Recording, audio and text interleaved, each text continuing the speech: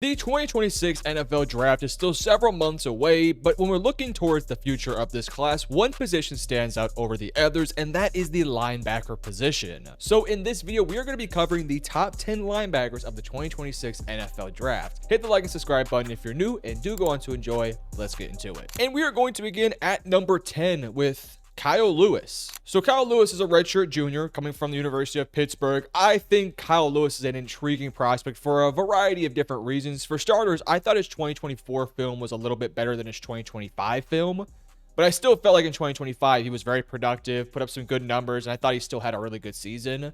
By the way, Pitt had two very good linebackers. One of them's going to Texas. The other one's going to be probably a day 2 or day 3 pick. So good for Pitt getting some linebackers. So Kyle Lewis is not your typical linebacker. I think when I think of linebackers, I think of, Patrick Willis. I think of Brian Urlacher, even like modern day linebackers, Luke Kuechly, those sort of guys.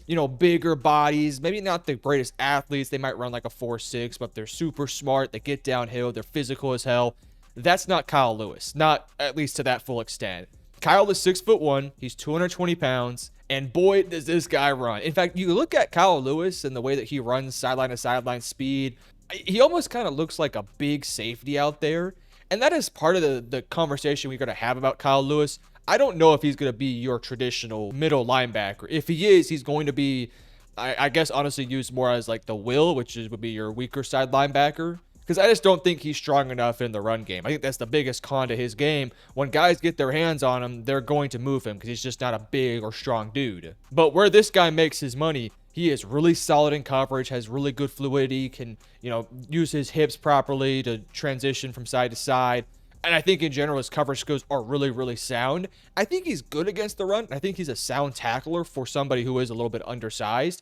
It's just the fact that if he's not going to beat an offensive lineman with speed, more often than not, you're going to see guys latch onto him, put him in the dirt, and things like that. There was just too many times on tape where you would see him on the ground, which is a little bit frustrating, but you can see, how you could use this guy. I don't know if you use him on first down. I don't know if he's a 3-down linebacker, but he might just be somebody that you put in on second and third downs, put him out there in coverage, and I think he can play within the slot, which Pitt used him a lot. I think you can even play him a little bit deep. I think he's that good of a player. If he bulks up a little bit, maybe puts on about 5 to 10 more pounds to get to like that 230 range, maybe he could be a little bit stronger against the run, but that's not really where he makes his money. Kyle Lewis is like your unprototypical linebacker, which is pretty fun that we have a different sort of breed of linebackers in this class. Next up at number 9, we have Jacob Rodriguez. So if you guys watch college football at any point this season, especially if you watch the Big 12, you definitely heard of Jacob Rodriguez. This guy had an incredible season from the linebacker position. Like, truly speaking, of all these linebackers, I would say that Jacob Rodriguez had the best season of all these guys, especially from a statistical standpoint.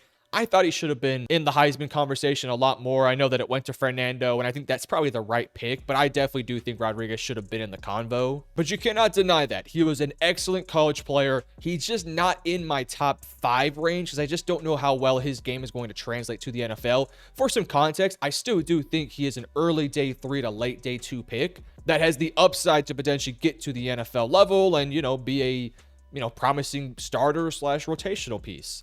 He's 6'1", 235, so not the biggest dude in the world, but I think his frame is generally okay. I think he's a smart player. He diagnoses plays well. He's got violent hands. He handles blockers well for someone of his size. He's got elite productivity, and he's a pretty good leader. Where I think is kind of the downside of Rodriguez, he's just an okay athlete. I wouldn't necessarily call him an elite athlete like I would with Kyle Lewis. I think his coverage is a work in progress. He has some missed tackles on the season. He, again, has a bit of a lighter frame. Not a super light frame, but I like my guys more in like the 240 range or nearing the 240 range or like 6'2 plus and like 238 around that size. So those are some of the cons. I just look at Rodriguez and I say, yes, you were super productive in college football. That's not going to translate to the NFL. You're not going to have a season, at least I don't think so. But I just have a hard time seeing him replicate these type of numbers this year. Like 4 interceptions, had multiple fumbles he forced. Like these type of numbers to me are just a little bit unrealistic for him to be able to achieve that at the NFL level. I would hope that you guys could understood that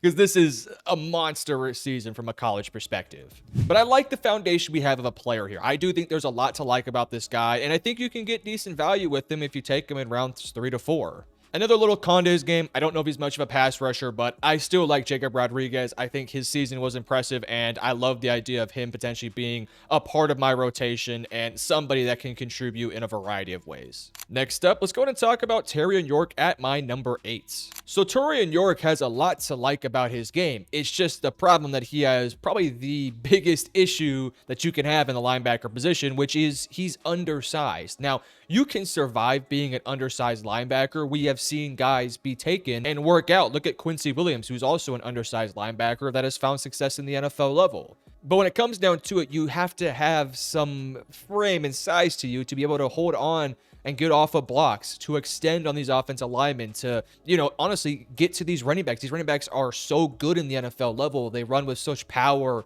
and things like that, and they have great knee drive and all that stuff. It's hard if you are a 5'10", 220-pound linebacker.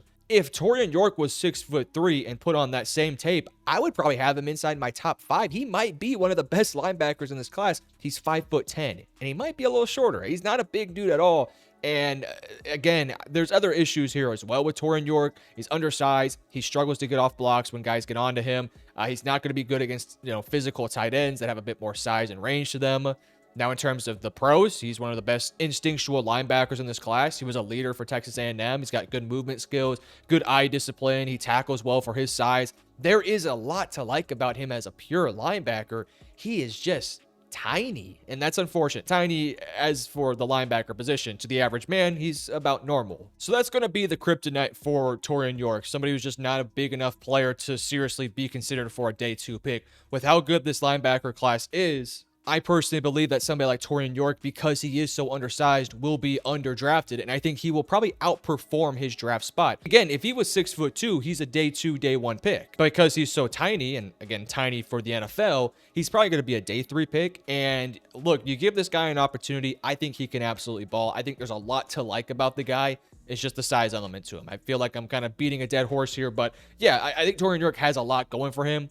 Good program at Texas A&M. It's just, unfortunately, God did not give him the 6'4" ability that some other guys have on this list. Moving over to number 7, let's talk about Deontay Lawson. So let's get this out of the way. Alabama, man, they just breed of linebackers every single year. It's ridiculous how it feels like every year goes like Georgia, Bama, Ohio State. We'll talk about those studs in a second. Even Texas on occasion just produce these high-end athletes and players, and Deontay Lawson's another one of them. Now, Deontay Lawson has some flaws to his game, but I still think there's a lot to like about him. Good stature, 6'2", 228. He is a little bit leaner, which can maybe cause some strength issues. If he could put on a bit more weight, that would be nice, but I'm not sure if he's going to be able to do so. I would prefer my linebackers, again, to be around that 235 range. He's a bigger dude. He's fairly strong. I would say his game is more based on athleticism, more so than, power necessarily.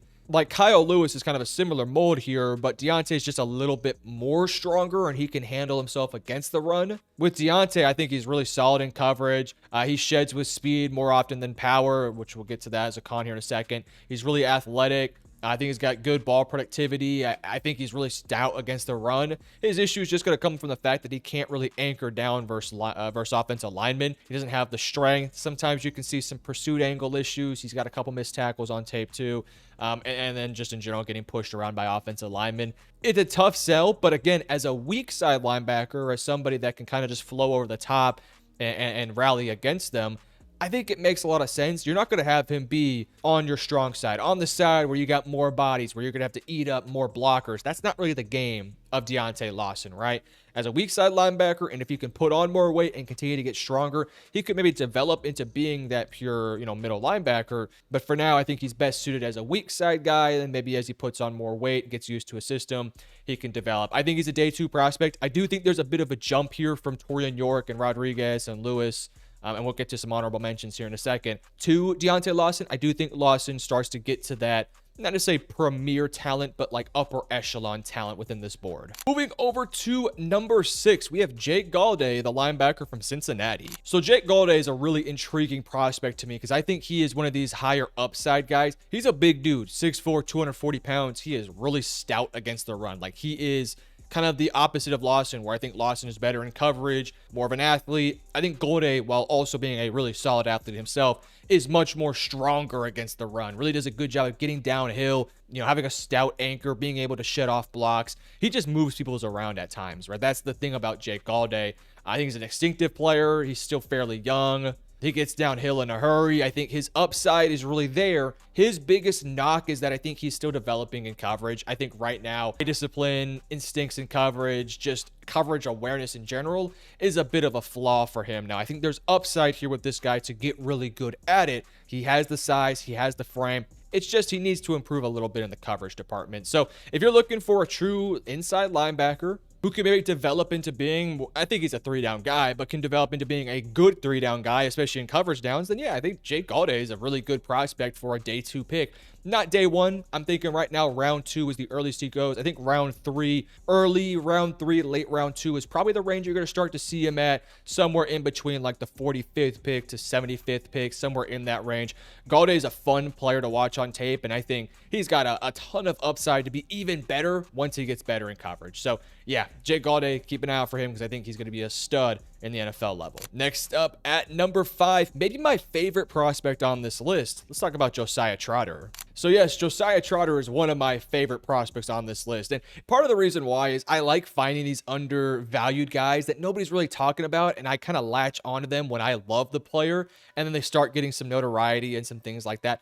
I love Josiah Trotter. Now, the question for Trotter, a few months ago was he going to be in this draft class? He's only a redshirt sophomore, so a lot of people just expected him to return to college. I expected him to return to college, but even so, he's been inside my top 50 big board since the season ended. I was just praying and hoping he'd make it in the class.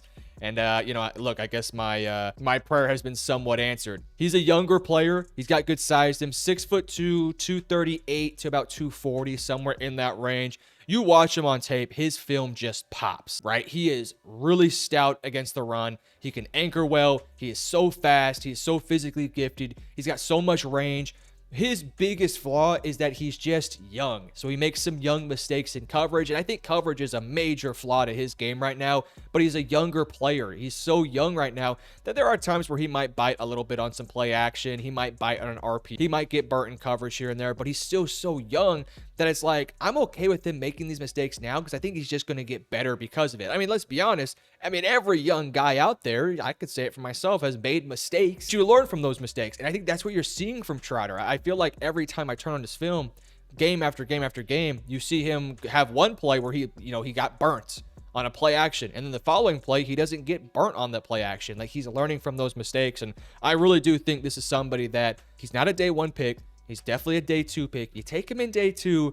I know the word development in the NFL is like a cursed word because guys don't develop in the NFL like you would want them to. I hate the way the NFL kind of works at times where it's like you got 1 or 2 years to prove you're a good player, and if not, you're out of here. I hate that philosophy. But Trotter is somebody that I think can instantly step onto a team and be stout against the run, give them a boost of athleticism, be a tackle for loss machine, and is just kind of growing in that coverage range. And then 2 to 3 years down the road, I think he's going to be one of the better linebackers in football if he can elevate his game in coverage. If he can do so, I think this guy has all the upside in the world. I am banking on the upside because right now I do think Golladay might be a better football player today, but long term, I think Trotter has the ability to get to that area where he's way better than some of these other guys in this list. So yeah, keep an eye on Trotter.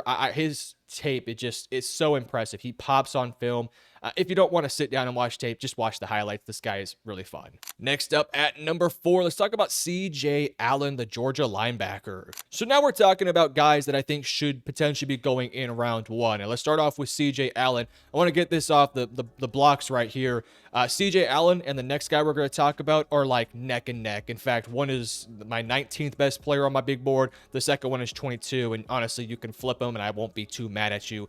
CJ is a really fun prospect, man. 6'1", 235. 6'1's a little bit shorter, but I think he makes up for it with how damn good he is versus the run. I like my linebackers like 6'2", 6'3". We'll get to that in here in a second on my top 3. But CJ is a little bit shorter, but man, he is stout against the run. He's a solid enough athlete. He diagnoses plays well. He's intimidating as hell. Smart player, sheds off blocks. Well, he's a freaking Georgia linebacker, man. How often do I have to have this conversation about these Georgia dudes where it's like, they're not the fastest, they're not the strongest, but damn it, they're the most most disciplined. They play the best football. Their instincts are through the roof. That is CJ Allen, right? I do think in coverage, he's okay. I think there's some lower half stiffness that could work. It's into becoming an issue if he doesn't work that stuff out. In man coverage, he will get burnt here and there. But look, you're drafting a linebacker to be a physical specimen. You're drafting a linebacker to blow up the run, and that is CJ Allen, right? I can tell you this, when I watched my team go up against Georgia and CJ Allen was on the field, he was the man I was the most scared of because he is so stout versus the run. He just makes so many plays in the run game. And in coverage, he's a bit of a work in progress. And frankly, I don't know if CJ's ever going to be elite in terms of coverage. But let's be honest, how many elite coverage linebackers are there? Like Fred Warner and... I don't know. You tell me. Is there another elite linebacker in coverage? Like, I mean, sure, I'm sure there's a couple good ones out there, but are they good against the run and good in pass? I'm not sure how many there would be out there. Fred Warner's one of one. He's incredible. But CJ, man, I just think he's a solid football player, man. If you're looking for a guy that is a true middle linebacker, can play on the strong side, isn't afraid of contact, sheds off blocks, dominates players in the ground game, he is your guy. So he's your guy right there at number 4. At my number 3, though, let's talk about Anthony Hill, the Texas linebacker. So again, the CJ Allen and Anthony Hill conversation is really, really close. I just have a couple things I like a bit more about Anthony Hill that makes it to where I have him a little bit in front of him. So Anthony Hill is bigger, 6'3", 238 pounds, has basically been a day one starter at Texas. Good size. He's a really stout athlete. I think he's so good against the run. I don't know if he's as dominant as CJ Allen, but I think he's really good against the run. He can anchor down. He's so smart. He's so instinctual. There are times where his pursuit angles are really sharp. Even when there's, times out there where a guy has the angle on him, he has that mental awareness to kind of bounce out a little bit to try and match that angle that guy's taking. That way he can make the play, even if it's not for a loss or if it's not where he wants to get the play taken down. I'd rather get the guy down than, miss the tackle and give up a 45-yard run. He definitely doesn't do that. He gets off blocks really well. He's an incredible blitzer. In fact, I think he could be unlocked off the edge. In high school, he actually played a lot off the edge. Didn't really do a ton of that at Texas, especially in 2025.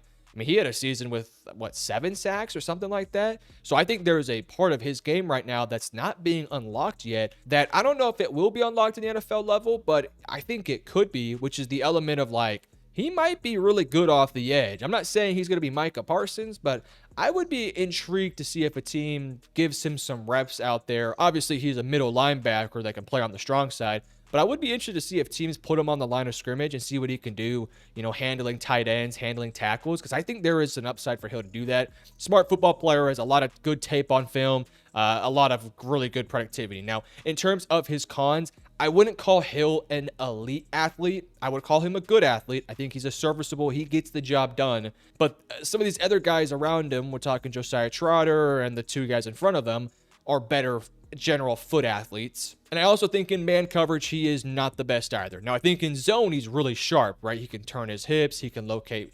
routes. He's good awareness. He has a play versus Georgia, which is one of the best linebacker coverage reps I've seen in this entire class. He's really sound in zone. It's just in man, there's multiple times out there where he gets a little bit grabby. His feet get stuck in the dirt. He's got to improve in that department, right? So I don't know if he's necessarily going to be one of those guys. And by the way, neither is CJ Allen, so it's not like that's a big conversation between Hill and Allen. I don't think Hill is going to be somebody you want lining up on an athletic tight end, right? You don't want him lined up on Isaiah Likely. You don't want him lined up versus Kyle Pitts. I just don't think that's a good matchup for him. But, him covering running backs, him in zone coverage, him handling, some simple tight end stuff. He can handle that stuff. The reason why he's in front of CJ, I think he's a bit better in coverage, especially in zone. And I just like the fact he's a little bit bigger. So even though I think Allen might be more physically imposing against the run, I still think Anthony is right there with him. I just think the coverage for Anthony, especially in zone, is just generally better. So yeah, Anthony Hill's at my number 3. Number 2, let's talk about Sonny Styles. So Sonny is a different prospect from Anthony Hill and CJ Allen. Anthony Hill and CJ Allen are true off-ball, middle, strong side linebackers that you really want. He is somebody that you want handling your tight ends. Now, there is, the occasional moment where in man he might get beat here and there. He's still figuring out that play weight. He's still figuring out how to play the linebacker position. But honestly, I think that's what makes his tape that much more impressive. The fact that this is somebody that hasn't been a linebacker full time and is converted down to linebacker, has been adding weight to his frame, and is so good at what he is asked to do. Now, there are times where he struggles to get off blocks, right? That is the big difference between him and Allen.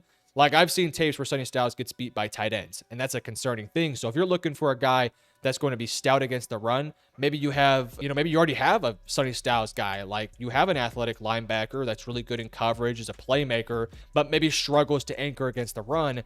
I don't know if Styles would be the guy you're looking for. Now, I think he's really, really good against the run. I wouldn't call him elite at it, like I would maybe say about Hill, Allen, and probably even Gaulday. But that's not really what you're drafting Sonny Styles to do. You're drafting Sonny Styles to be a versatile chess piece that's a playmaker. He's one of the best tacklers in this class. He's really good in coverage. He's got great instincts. I mean, he probably was the best overall player on that Ohio State defense, minus, Caleb Downs, of course. And that Ohio State defense is going to have, I don't know, 8 guys drafted? I mean, it's ridiculous. So Styles is just that good of a football player. But again, he's a different prospect and a different type than an Anthony Hill. So if you like bigger, stronger, more downhill guys than CJ Allen, Gaulday, Hill, Trotter to an extent, those are your style of guys. But if you already have that road grader, that guy that just eats up blocks and just, can dominate in the run, and you're looking to play somebody opposite of him, then I think that's what Styles could do for you. So yeah, Sonny Styles, man, more of a playmaker than, I guess, a collision chaos guy. But Sonny Styles, if he adds on a bit more weight, gets a little bit better against the run, he could be the full package and generally be like one of those difference makers in both the run and the pass. So he has a higher upside and a higher ceiling than, honestly, probably more than anybody on this list. Like, when you look at the actual measurables and tape, yeah, Styles is really freaking good. But at my number 1, I have his teammate Arvell Reese. So Arvell is a tricky prospect to, in general, scout because he's a linebacker, but he's also used off the edge. So it's like, do I rank him in the edge video? Do I rank him in the linebacker video? I don't really know. I honestly think it just depends on what team drafts him.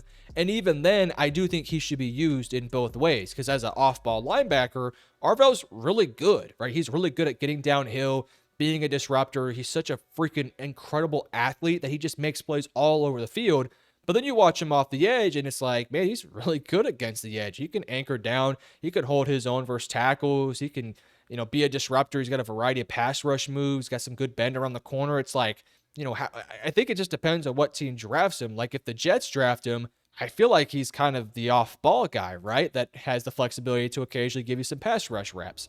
But if, let's say, Arizona drafts him and Josh Sweat with Darius Robinson and those guys, like, yeah, he'd probably play off-ball. So I think it just depends on what team drafts him. But regardless of it, though, there is a player here that has elite versatility to play off-ball, edge. You can cover slot guys. I think coverage is a little bit of a flaw to his game, but I like him more as somebody that gets downhill and is a complete disruptor. I don't want this guy, playing in coverage too much. I want him getting after the quarterback. I want him getting after the run. I want him getting after the big boys on the offensive line, because he plays with a controlled aggression that is fun to watch. Now, he does have the occasional rep where it's like, hey, buddy, hey, relax a little bit. But nah, man, good versatility, great size, 6'4", 243. That's what PFF has him listed as. Sound athlete. Like, there's a lot to like about Arvell. I think the one major concern and maybe a red flag about Arvell is just a simple fact that, like, what am I drafting him for? Because you're not going to draft him number 2 to be an off-ball linebacker, right? That just feels wrong, right? But if you're also going to draft him to be a full-time edge, he hasn't played, multiple seasons off the edge. So was this just a one-year thing? Can he do it consistently? And if you're going to spend a top 5 pick on him, I would like to get a surefire hit. And I don't know if Arvell is a surefire thing at either position. I think he's great and is top 3 in both positions. My reasoning for why he's my number 1 player on this list and why he's in my top 10 on my big board is that he has that elite versatility to play either positions. But it's like, is he a blue chip prospect at either one? I don't know right now. It's intriguing to talk about Arvell, but that level of versatility you cannot teach. That athleticism, I don't know if Jacksonville does, but they're going to have to figure that out. a team that drafts Arvell, they're going to have a plan for him. And I think it's going to be to play him off the edge and, just use him kind of like Micah Parsons, which, Micah's, he's a pretty good football player. So, yeah, guys, let me know in the comment section below. What are your thoughts on my list? Real quick, a couple honorable mentions. Harold Perkins, just a little bit undersized, but man, is he a good athlete. I just thought Lewis was a better football player. Justin Jefferson from Bama is a playmaker. Aiden Fisher from Indiana, disciplined Indiana. I mean, he's a good football player. So those are some honorable mentions. I watched probably 20 guys of film, and these were the guys that came up for my top 10. I will probably be doing a updated linebackers ranking. Don't quote me on that, but I plan on doing it as we get closer to the draft. So keep your eyes out for that. But hit the like and subscribe button, and I love you guys. Peace.